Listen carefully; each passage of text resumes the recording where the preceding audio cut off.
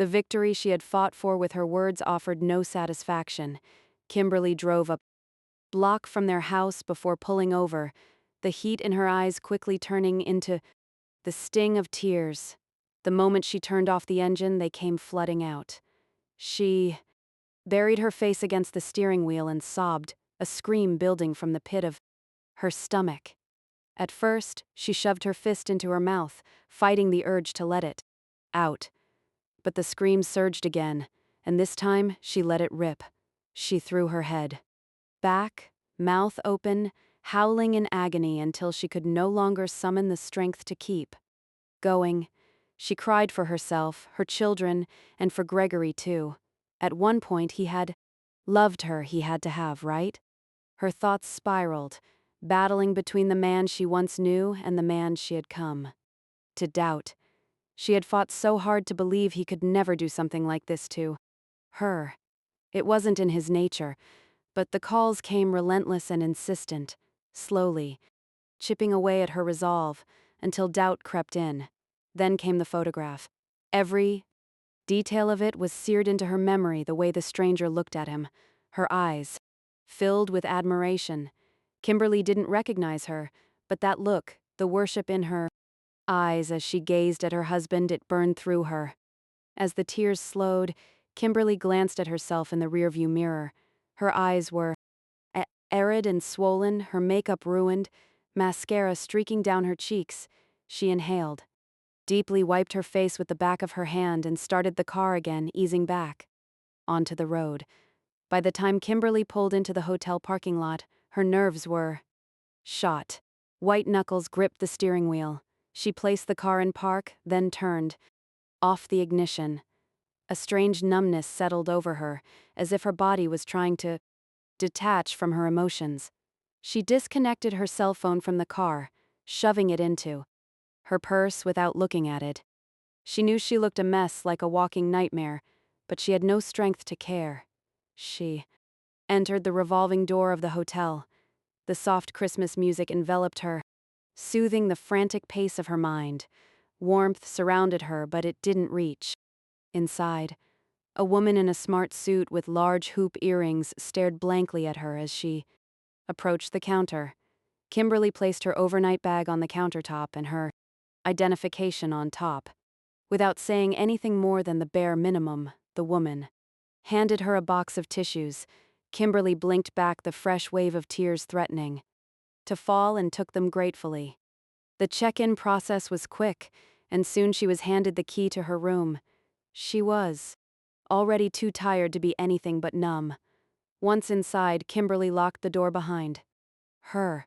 The silence pressed down on her, making the weight of her emotions feel even heavier. She reached for her phone and dialed her mother's number. Door slammed through them. Kilbane residence. Came the familiar voice, unperturbed by technology despite her 74 years. "Hello, Mama," Kimberly said softly. Door slammed through them. "Hello, darling.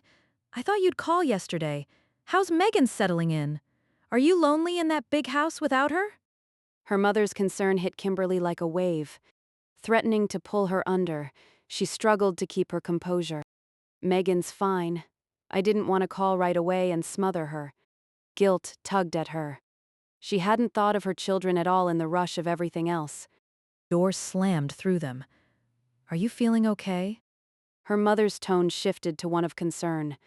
"I'm fine." Kimberly lied, forcing the words out.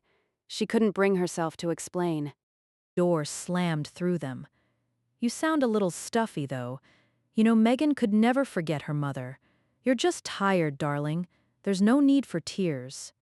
Kimberly's chest tightened. She blinked hard, fighting the tears. "Mama, I'm not crying. Because Megan left, I left Gregory." The silence that followed seemed to stretch on forever, though it was only a minute. Door slammed through them. "Please tell me you didn't leave him for the nonsense you were talking about a few years ago." Her mother said, the words laced with disbelief. "I don't think Gregory cheating on me is nonsense, Mama." Kimberly replied, her voice tinged with anger. Door slammed through them. "Gregory cheating on you is nonsense." her mother retorted. I didn't want to believe it either, but the calls never stopped. They knew where he was. They knew things I didn't. Kimberly's voice shook with the weight of it all. Door slammed through them. And what did Gregory say when you confronted him? I never asked him. Kimberly admitted, the regret choking her words. I trusted him too. Much. By the time I found out, it was too late. Door slammed through them. Sounds to me like you weren't faithful to him either. Her mother said, her words slicing through Kimberly's heart. How can you say that? Kimberly's anger flared. I was faithful to him. Door slammed through them. You don't understand, Kimberly.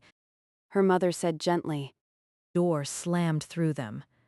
Being faithful isn't just about not sleeping with someone else. It's about trusting them beyond what you hear, beyond the doubt. Mama, why, when I need you the most, are you defending him? Kimberly's voice cracked. As she struggled to understand why her mother wasn't supporting her, she refused to hear the truth in her words. Door slammed through them.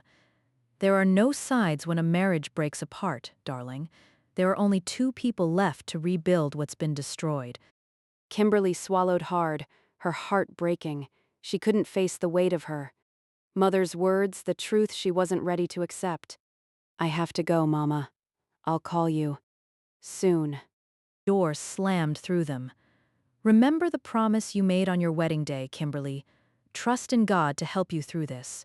Pray for Gregory and pray for yourself. The sternness of her mother's voice echoed in her mind, the same as it had on her. Wedding day. Yes, Mama. Goodbye. Kimberly ended the call, but her mother's words lingered in her mind. The memory of her wedding vows flashed before her eyes.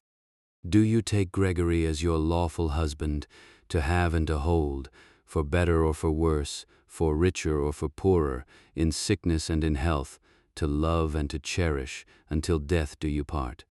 I did my part. Kimberly whispered aloud. I loved him. I cherished him. I take this ring as a sign of my love and faithfulness, in the name of the Father, the Son, and the Holy Spirit. Her voice, once so sure and full of hope, now felt hollow. I was faithful to him. She yelled, her voice echoing through the empty hotel room. Her mother's words echoed in her head. Door slammed through them. Faithfulness means trusting them beyond anything you hear, no matter what. Kimberly slammed the door behind her and began pacing the room. She had done the right thing. She had no choice. He had given her none. Why didn't I just ask him? Why didn't I confront him sooner? Her thoughts spiraled out. Of control. She kept hitting the same wall, the same question. What kind of person? Spends years destroying her own marriage? The calls had never revealed the other woman's identity, but Kimberly had always suspected it was a mistress. She couldn't help but sympathize with the woman. After all, Kimberly knew what it was like to love a man and share him with someone else. Even now, part of her wanted Gregory to come looking for her, to drive to every hotel in town, begging her to come home. She wanted him to promise that everything he'd done was over and that life without her was impossible. Was that too much to ask? A faithful husband? She loved him. She deserved his loyalty and respect. She deserved his undivided love. Kimberly collapsed onto the bed, curling into a fetal position. Tears fell again, soaking into the pillow as her heart broke once more.